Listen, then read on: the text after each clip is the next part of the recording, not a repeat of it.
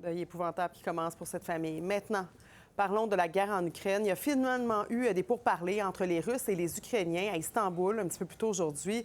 Une très courte rencontre dans un climat tendu où les deux dirigeants brillaient par leur absence.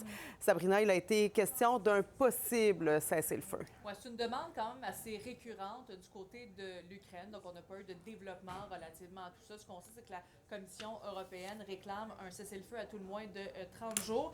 Alors, il a également été question d'une rencontre éventuelle au niveau des dirigeants entre Poutine et Volodymyr Zelensky. Mais quand même, comme je le disais, il n'y a pas eu de points précis là, qui sont ressortis de cette première rencontre. Ce n'est que l'Ukraine et la Russie vont procéder à des échanges de prisonniers. On parle de 1000 personnes par pays. N'empêche quand même, il y a une certaine avancée de ce côté-là, c'est-à-dire que c'est la première rencontre entre des délégations russes et ukrainiennes depuis le printemps 2022.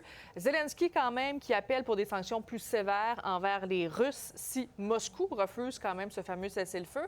Pendant qu'on voit des images, ça se passe du côté de l'Albanie, c'est que se tenait le sommet de la communauté politique, les Européens qui tentent aussi de convaincre qui tentent de convaincre en fait les États-Unis de participer à des nouvelles sanctions contre Moscou pour accentuer en fait la pression. Il y a même un appel téléphonique qui a eu lieu avec le président américain Donald Trump et Donald Trump qui dit, il avait déjà commencé à le dire hier, mais qu'il souhaite entrer en communication avec Vladimir Poutine parce que selon lui, tant et aussi longtemps qu'il ne lui aura pas parlé, les négociations ne vont pas avancer.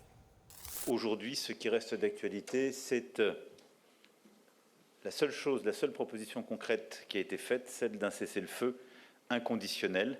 Nous continuons par ailleurs de préparer des nouvelles sanctions en coordination avec les États-Unis d'Amérique au cas où ceux-ci ne trouveraient pas une réponse positive.